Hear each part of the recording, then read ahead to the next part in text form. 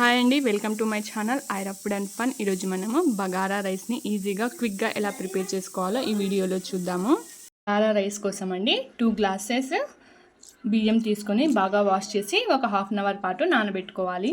ఇప్పుడు మనం stove on చేసి ఒక ప్యాన్ని పెట్టుకుందామండి. అందులోకి 3 టేబుల్ స్పూన్స్ ఆయిల్ వేసుకుందాము.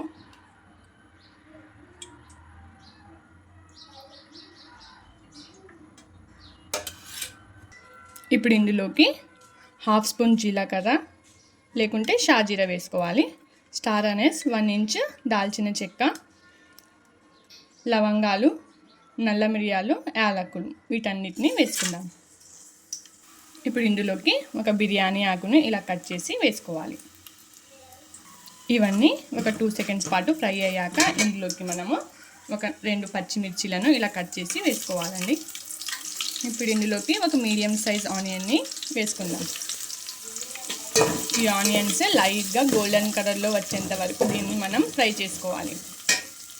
ఇలా లైట్గా గోల్డెన్ కలర్లోకి వచ్చిన తర్వాత ఇందులోకి 1 టేబుల్ స్పూన్ వరకు అల్లం వెల్లుల్లి పేస్ట్ని కూడా వేసుకోవాలి.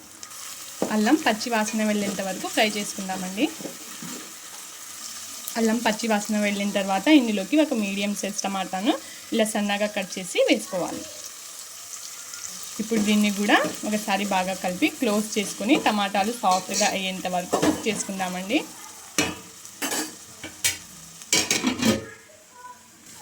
ఒకసారి చెక్ చేసుకుందామండి. చూడండి, మన టమాటాలు బాగా సాఫ్ట్గా అయిపోయాయి. ఇప్పుడు ఇందులోకి మనము రుచికి సరిపడా ఉప్పుని కూడా వేసుకుందాం. ఇప్పుడు ఇందులోకి మనము 1 గ్లాస్ రైస్కి 2 గ్లాస్ ఆఫ్ వాటర్ని వేసుకోవాలండి.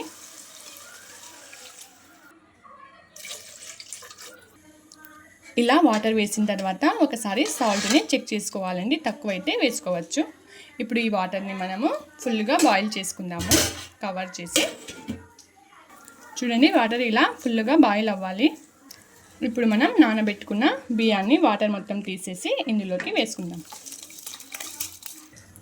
ఇప్పుడు ఇందులోనే కొద్దిగా కొత్తిమీరను కూడా కట్ చేసి వేసుకుందామండి. వేసిన తర్వాత దీన్ని మనం క్లోజ్ చేసి మంటను మీడియం ఫ్లేమ్లోకి పెట్టుకొని కుక్ చేసుకోవాలి. ఇప్పుడు ఒకసారి చెక్ చేసుకుందామండి. మధ్య మధ్యలో ఇలా ఓపెన్ చేసి ఒకసారి కలుపుకోవాలి. ఇంకా దీంట్లో వాటర్ ఉందండి కొంచెము, ఈ వాటర్ మొత్తం వెళ్ళేంత వరకు కుక్ చేసుకోవాలి. ఇప్పుడు చెక్ చేద్దామండి. చూడండి, వాటర్ మొత్తం వెళ్ళిపోయింది. మన బగారా రైస్ రెడీ అయిపోయినట్టే.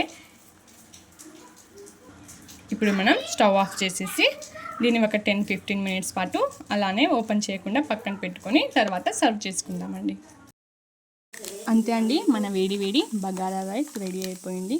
దీన్ని ప్రిపేర్ చేయడం కూడా చాలా ఈజీ కదండి. మీరు కూడా ఈ రెసిపీని మీ ఇంట్లో తప్పక ట్రై చేయండి. మన ఛానల్ని లైక్ అండ్ షేర్, సబ్స్క్రైబ్ చేసుకోండి. Thanks for watching.